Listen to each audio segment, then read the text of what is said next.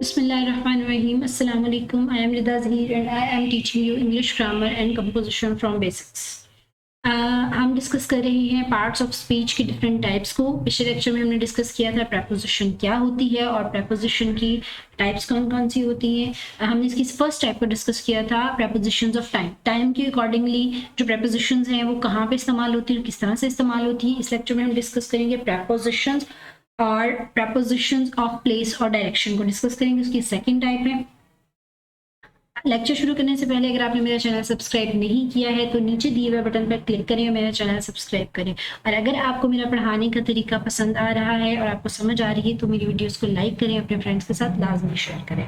तो चले चलते हैं आज के टॉपिक की तरफ। सबसे पहले थोड़ा सा हम दोबारा से रिवाइज कर लेते हैं कि प्रेपोजिशन क्या होती है, फिर हम इसकी सेकेंड टाइप की तरफ चलेंगे।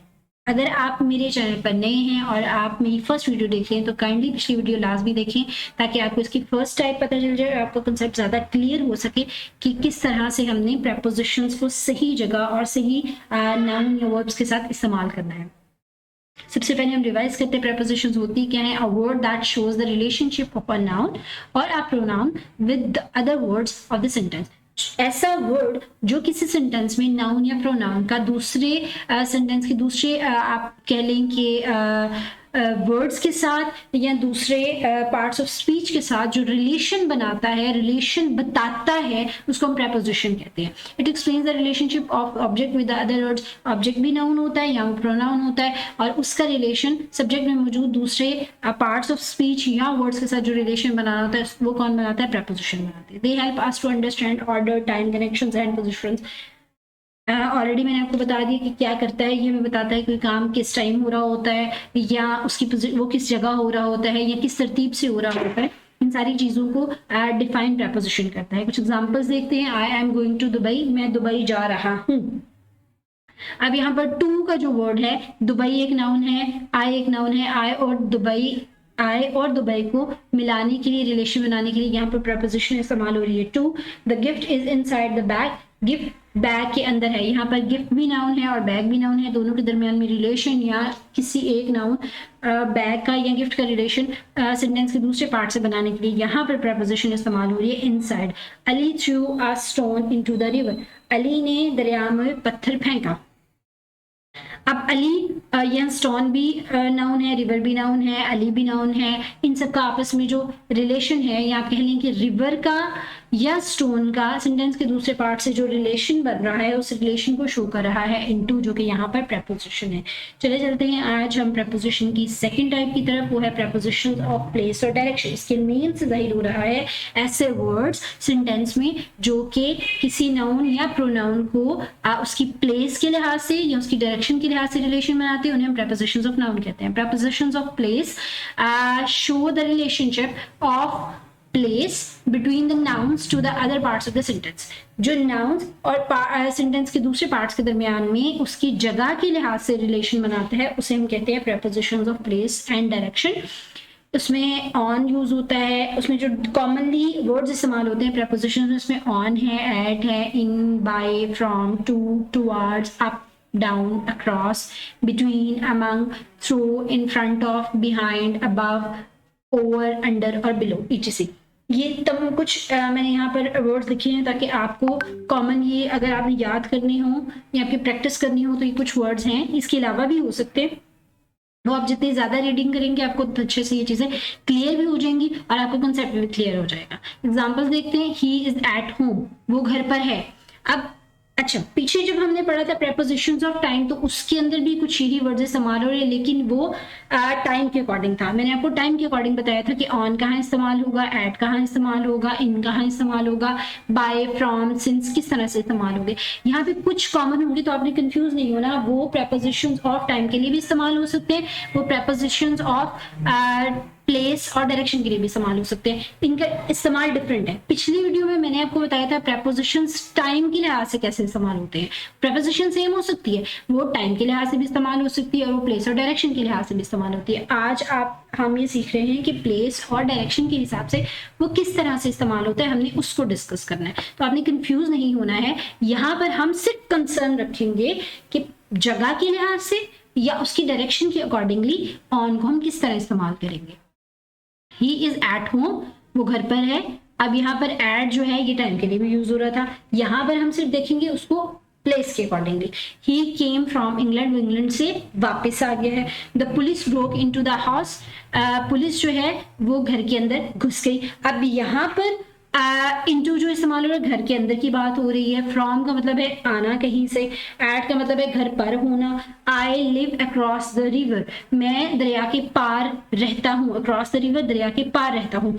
तो ये जो कुछ वर्ड्स हैं ये प्लेस के अकॉर्डिंग इस्तेमाल हो रहे हैं, टाइम के अकॉर्डिंग इस्तेमाल नहीं हो रहे, इसलिए हम इनके यूज को कहेंगे prepositions of place and direction, जो कि किसी जगह की या उसकी डायरेक्शन के अकॉर्डिंग। देखिए एट होम जगह की बात हो रही है, इन द हाउस जगह की बात हो रही है, अक्रॉस द रिवर जगह की बात हो रही है, और फ्रॉम इंग्लैंड डायरेक्शन की बात हो रही है। आई वेंट टू इंग्लैंड, अगर हम टू लगा देंगे तो डायरेक्शन उसका क्या मतलब होगा, टू इस्तेमाल होगा कि इंग्लैंड जा रहा है। केम फ्रॉम इंग्लैंड का मतलब है कि इंग्लैंड से वापस आ रहा है, तो ये किस चीज को शो करी, किसी जगह की डायरेक्शन को शो करी। अब हम इन कुछ प्रेपोजिशंस को इस्तेमाल को देख लेते हैं कि ये कहाँ और किस तरह से इस्तेमाल होती है, ताकि आप इसको याद कर सकें, इसकी प्रैक्टिस कर सकें और आपके कंसेप्ट मजीद क्लियर हो सके। सबसे पहले हम देखते हैं इन और एट, इनको कहाँ इस्तेमाल किया जाता है और किस कंडीशन में इस्तेमाल होता है। इन, याद रखिएगा हम पढ़ रहे हैं प्लेस एंड डायरेक्शन के अकॉर्डिंग, हम टाइम के अकॉर्डिंग नहीं पढ़ रहे हैं, तो आपने कंफ्यूज नहीं होना है। अगर आपने टाइम के अकॉर्डिंग देखना है इन और एट या ऑन या बाकी सारी प्रेपोजिशंस कैसे इस्तेमाल होती है, तो आप मेरे पिछला लेक्चर देखिए। इस लेक्चर में सिर्फ आपको मैं बताऊंगी इसकी प्लेस और डायरेक्शन के according. In indicates something to be present in a place और इनक्लोजर। इन किस चीज को शो करती है, किसी चीज को जो किसी जगह पर मौजूद होती है या किसी जगह के अंदर मौजूद होती है। It does not say particularly where but gives an enclosure to the noun it connects with. ये पर्टिकुलरली नहीं बताती है कि वो उस चीज के अंदर या उस घर के अंदर कहाँ पर मौजूद है, लेकिन वो कब लगाते हैं हम लगाते हैं जब वो किसी जगह पर मौजूद हो या उस जगह के अंदर मौजूद हो, तब हम इन लगाते हैं। एग्जाम्पल देखते हैं, आपको कंसेप्ट ज्यादा अच्छे से क्लियर होगा। Your shirt is in the closet, आपकी शर्ट अलमारी में है। अब अलमारी में किस जगह पर है, does not indicate N exact place. Closet के अंदर कोई खास जगह जो है वो शो नहीं की जा रही, सिंपली बताया जा रहा है क्लोजेट के अंदर है। तो जब हम प्रॉपर कोई एग्जैक्ट प्लेस को इंडिकेट नहीं करते हैं तो उसके लिए हम इन यूज करते हैं। ही लिव्स इन ऑस्ट्रेलिया, वो ऑस्ट्रेलिया में रहता है।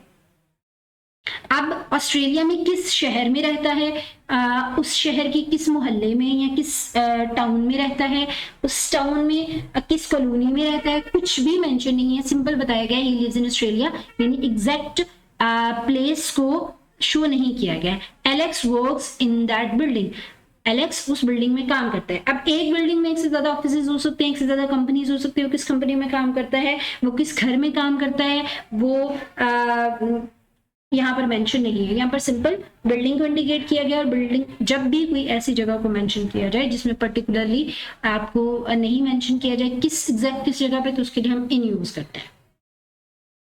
नेक्स्ट देखते हैं एट कहाँ इस्तेमाल होता है। अच्छा जी, अब हम देखते हैं एट कहाँ पे इस्तेमाल होता है। At indicates an exact place. अब इनका मैंने पहले बताया जो एग्जैक्ट प्लेस के बारे में बात नहीं करता है, किसी चीज के अंदर मौजूद है कोई चीज उसके बारे में बात हो रही है और वो एग्जैक्ट प्लेस की जगह नहीं बताई जा रही, उसके लिए हम इन यूज करेंगे। लेकिन at indicates an exact place, like he is at the door, वो दरवाजे पर है। तो दरवाजा आपको पता है एक एग्जैक्ट प्लेस है, वो दरवाजे पर मौजूद है, खड़ा है। ये भी पर के लिए इस्तेमाल होता है, इन भी पर के लिए इस्तेमाल होता है, लेकिन पर में आपने थोड़ी सी कंडीशन लगा दी, वो मैंने आपको क्लियर कर दी, उसमें कंफ्यूज नहीं होना है। I am standing at 34 George street, ये एग्जैक्ट एड्रेस है। मैंने पीछे क्या बताया, आई लिव इन पाकिस्तान, मैं पाकिस्तान में रहता हूँ, उसके लिए मैंने यूज किया इन। लेकिन अगर मैं खड़ा हूँ या मैं बात कर रहा हूँ या किसी चीज की बात करें तो उसके लिए हम एट यूज करेंगे। ही इज एट होम, वो घर पर मौजूद है। अब एग्जैक्ट घर में मौजूद है ना, उसके लिए हम क्या लगा रहे हैं, एट लगा रहे हैं।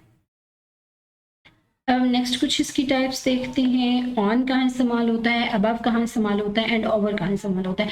अगर हम देखें तो इन तीनों का मीनिंग सेम है। जैसे इन और एट का मीनिंग सेम ही होता है, पर वो घर पर है या वो स्कूल में है तो he is in the school. जब हम स्कूल में की बात करते हैं he is in the school, और जब मैं घर की बात करती हूँ ही इज एट हूँ, ठीक है। इसी तरह थोड़ा सा डिफरेंस है, वो थोड़ा सा डिफरेंस अगर आपको समझ में आ जाए तो आपके लिए बहुत आसानी होगी, इस चीज में कंफ्यूजन खत्म हो जाएगी। इस तरह यहाँ हम देखें अगर तो ऑन, अबव और ओवर, ये तीनों वर्ड्स का मतलब तकरीबन एक जैसा होता है, लेकिन थोड़ा माइनर सा डिफरेंस है, वो माइनर सा डिफरेंस आपने समझ लेना है, फिर आपकी कंफ्यूजन काफी क्लियर हो जाएंगी। On indicates a position above but touching the object. On किस चीज को शो करता है? कोई चीज किसी चीज के ऊपर पड़ी है और वो उसको टच कर रही है। जब कोई चीज किसी चीज को टच कर रही है तो उसके लिए ऑन इस्तेमाल होता है, और उसके ऊपर पड़ी हो। ऑन, अबव, ओवर का मतलब यही है, कोई चीज किसी दूसरी चीज के ऊपर है, लेकिन अगर वो टच कर रही है तो ऑन यूज करना है। The phone is on the table, phone table के ऊपर है, phone is touching with the table, touch कर रहा है इसलिए उसके लिए ऑन यूज हो रहा है। He is on the third floor, वो थर्ड फ्लोर पर है। अब जो बंदा थर्ड फ्लोर पर है उसके ऊपर टच कर रहा है ना, खड़ा है ना, उसके लिए हम ऑन यूज करेंगे। अबव किसके लिए यूज करेंगे? Above indicates a much higher position than the preposition on does. अब वो टच नहीं कर रहा, पहली बार वो तमाम चीजें जो किसी चीज के ऊपर है और उसको टच नहीं करेंगे, या उनके लिए जो बहुत हायर हो और हमारी रीचेबल ना हो हमारे लिए। It also indicate something out of reach, ऐसी चीज जो रीचेबल नहीं है, हमारी पहुंच से दूर हो, उनके लिए भी हम अबव यूज करते हैं। जैसे the sky is above my head, आसमान मेरे सर के ऊपर है। अब आसमान आउट ऑफ रीच है, वहां तक हम पहुंच नहीं सकते, उसके लिए हम अबव यूज करेंगे। दूसरी चीज, ऐसी चीज जो टच नहीं करे। Hold your hands above your head, अपने हाथ अपने सर के ऊपर पकड़ो। अब सर के ऊपर रखने के लिए नहीं, put your hands on your head. जब हम बात करेंगे put your hands on your head का मतलब है कि अपने हाथ अपने सर पर रखो, यानी वो टच करेंगे। लेकिन जब हम बोलेंगे hold your hands above your head, उसका मतलब है कि अपने हाथ खड़े करें अपने सर से ऊपर, सर को टच नहीं करें। हमेशा ऐसा नहीं होगा कि वो आउट ऑफ रीच हो, लेकिन आउट ऑफ रीच के लिए भी हम अबव यूज करते हैं। और ऐसी सतह जो टच नहीं करी होती किसी दूसरी चीज को, उसके लिए और उसके ऊपर हो, उसके लिए भी हम अबव यूज करते हैं। तो हम देखते हैं ओवर किस लिए इस्तेमाल होता है। Over means a position between on and above which is not touching. ऐसी पोजीशन जो कि ऑन और अबव के दरमियान में होती है और इसमें भी टच नहीं हो रहा होता है। लाइक थोड़ा सा कंफ्यूजन हो सकता है अबव और ओवर में, लेकिन आपने इसको जितना प्रैक्टिस करेंगे आपको ज्यादा क्लियरली समझ आएगा। There are clouds over the hills. अब देखिए मैंने क्या बात की थी पीछे, the sky is above my head, ठीक है, स्काई मेरे सर से ऊपर है। अब स्काई बहुत ऊपर है, there are clouds over the hills, और क्लाउड्स जो क्या है वो स्काई से नीचे हैं। तो कुछ इस तरह से कहें कि इन और अबव के दरमियान में अगर हम कोई बात करें तो उसके लिए हम ओवर यूज करेंगे, जहां हम पहुंच सकते हैं और वो टच भी नहीं कर रहा, ठीक है। A bird flu over my head, अब परिंदे मेरे सर के ऊपर उड़ते हैं, अब वहां तक हम पहुंच सकते हैं, वो रीचेबल है हमारे लिए। तो समटाइम्स ओवर के साथ हम अबव यूज कर सकते हैं, लेकिन हम अबव की जगह ओवर यूज नहीं कर सकते तब जब वो रीचेबल नहीं होता है। जैसे अगर हम स्काई की बात करूं तो वो उसके लिए अबव यूज करेंगे, इसके लिए ओवर यूज नहीं कर सकते। लेकिन पीछे हमने एक एग्जांपल देखी थी, hold your hands above your head, तो वहां पे हम ये भी लगा सकते हैं hold your hands over your head, तो बहुत ठीक होंगे, उसमें कोई इशू नहीं है। बाकी आपने अपना कॉन्सेप्ट जरा क्लियर रखना है। अच्छा जी, अब हमारी नेक्स्ट है अंडर एंड बिलो, ठीक है। इसके नेम से जाहिर है नीचे की बात हम करते हैं तो उसके लिए अंडर और बिलो में से कोई एक लग सकता है, लेकिन एग्जैक्टली देखते हैं कि अंडर कहाँ लगता है और बिलो कहाँ लगता है। Under is the opposite of on, on का opposite under means below the surface of something, किसी चीज के नीचे, किसी सरफेस के नीचे। जब हम बात करते हैं तो ऑन ऊपर होता है, अंडर नीचे होता है। The cat is under the table, लेकिन ऑन का ऑपोजिट तो है, लेकिन जरूरी नहीं है कि वो टच कर रहा हो। ऑन के लिए क्या था कि सरफेस के ऊपर टच कर रहा है, लेकिन अंडर के लिए जरूरी नहीं है कि वो नीचे वाली सरफेस को टच कर रहा हो। इसीलिए अंडर ऑन का ऑपोजिट है, लेकिन ये इसके लिए नेसेसरी नहीं है कि वो नीचे वाली सतह को टच कर रहा हो। The cat is under the table, बिल्ली टेबल के नीचे है। The carpet under my feet is very soft, और कारपेट मेरे पाँव के नीचे है और वो बहुत नरम है। अब यहाँ टच वाला आ रहा है, मैंने आपको बोला कि जरूरी नहीं है कि टच करो। अब बिल्ली जरूरी नहीं है टेबल के नीचे वाली सरफेस को टच कर रही हो, अगर नहीं करी फिर भी अंडर यूज करेंगे। और कारपेट जो है वो आपके पाँव की निचली तलियों को टच कर रहा है तो उसके लिए अंडर यूज करेंगे। That book is under my glasses, वो किताब मेरी ग्लासेस के नीचे। अब यहाँ पे टच हो रहा है, ग्लासेस ऊपर पड़ी है, बुक नीचे पड़ी, तो उसके लिए अंडर यूज करेंगे। बिलो कैसे इस्तेमाल करते हैं? Below indicate something at a slightly lower position than what under indicates. अच्छा, वो चीज जो बिल्कुल बहुत क्लोजली अंडर है, below indicate something at a slightly lower position, बहुत थोड़ा सा नीचे है, then and what under indicates, यानी अंडर से आप कह लो कि थोड़ा सा नीचे अगर हम बात करें तो उसके लिए हम बिलो यूज करते हैं। एग्जांपल देखते हैं, I have a square just below my right I, मेरी आंख के बिल्कुल नीचे निशान है, ठीक है। Do you see the line below the paper, क्या आपने पेपर के नीचे लाइन देखी, यानी अंडर हम बात करते हैं जो चीज ज्यादा नीचे है, प्रोमिनेंटली नीचे है। बिलो का मतलब होता है बिल्कुल वन स्टेप नीचे, one step, please don't write below the line, line से नीचे मत लिखिए, यानी किसी चीज से बिल्कुल आप कह लें कि टचिंग कर रही हो, बहुत स्लो स्लाइड सा नीचे होना, स्लाइटली बहुत लाइट सा नीचे होना, यानी अगर हम थोड़ा सा नीचे होने की बात करें तो उसके लिए हम बिलो यूज करेंगे, और अगर हम ज्यादा ओवरली फुली नीचे होने की बात करें तो उसके लिए हम अंडर का वर्ड यूज करेंगे। नेक्स्ट देखते हैं, टू एंड फ्रॉम, ठीक है जी। दोबारा से रिमाइंड करा दूं, हम ये सारी प्रेपोजिशन जो हैं वो प्लेस और डायरेक्शन के अकॉर्डिंग पढ़ रहे हैं, आपने कंफ्यूज नहीं होना है। अगर आपने इन्हीं प्रेपोजिशंस को टाइम के अकॉर्डिंग सीखना है कि टाइम के अकॉर्डिंग हम इन, ऑन और एट और टू और फ्रॉम कहाँ इस्तेमाल कर सकते हैं, तो उसके लिए आप मेरा पिछला लेक्चर देख सकते हैं। इस वीडियो में हमने सिर्फ देखना है इसको प्लेस और डायरेक्शन के अकॉर्डिंग। अब टू और फ्रॉम उसके नेम से जाहिर है, अगर हम किसी चीज की तरफ जा रहे हो तो टू इस्तेमाल करेंगे, हम किसी जगह या चीज की तरफ से वापस आ रहे हैं तो हम फ्रॉम इस्तेमाल करेंगे। To indicates a motion in a direction of a place, जिस जगह की बात करें उसकी तरफ अगर डायरेक्शन है तो टू यूज करेंगे। Like he went to college, वो कॉलेज गया। We are going to Mexico, हम मैक्सिको जा रहे हैं, तो ये वहां जाने की बात हो रही है, कॉलेज जाने की बात हो रही है, मैक्सिको जाने की बात हो रही है। डायरेक्शन किस तरफ है, मैक्सिको की तरफ है, कॉलेज की तरफ है। We walked from the farm to the beach, हम अब देखेंगे यहाँ पर अगर हम बात कर रहे हैं फॉर्म से की तो उसके लिए फ्रॉम यूज हो रहा है, और जहां जा रहे हैं जिस तरफ डायरेक्शन है तो उसके लिए टू इस्तेमाल हो रहा है। इसी तरह फ्रॉम को देखते हैं, from indicates a point of place at which a motion, journey और एक्शन स्टार्ट, जहां से काम शुरू होता है। इसमें भी एग्जांपल दी हुई, he walked from the farm, farm से चलना शुरू हुए तो उसके लिए फ्रॉम यूज होगा। ही केम फ्रॉम इंग्लैंड, वो इंग्लैंड से आया गया है, डायरेक्शन ऑपोजिट हो गई किसकी, टू की, तो टू के ऑपोजिट के लिए हम फ्रॉम यूज करते हैं, इसको याद रखिएगा। We walked from the beach to the farm, ऊपर दी हुई एग्जांपल है उसको मैंने पहले आपको समझा दिया। ही ड्रॉव हेयर फ्रॉम एटलांटा, इस चीज की आपको समझ आ गई है। अब नेक्स्ट हम कुछ और वर्ड्स देखते हैं, इनटू और आउट ऑफ। इनटू और आउट ऑफ भी उनके नेम से शो हो रहा है, ये एक दूसरे के ऑपोजिट है। इनटू का मतलब है इन, आउट ऑफ का मतलब है बाहर निकलना। तो into indicates a motion towards और गोइंग इनसाइड समथिंग, किसी चीज के अंदर जाना या किसी चीज के तरफ जाने के लिए हम इनटू इस्तेमाल करते हैं। इट हैज मैनी यूजेस, तो बहुत सारे इस्तेमाल हैं। Like he came into the house, वो घर के अंदर दाखिल हुआ।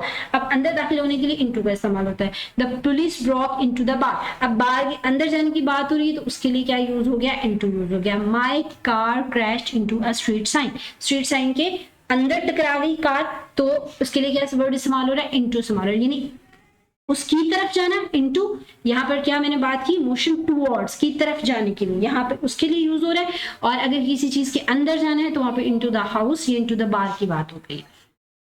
Out of means the opposite of into, into के बिल्कुल ऑपोजिट इस्तेमाल होगा।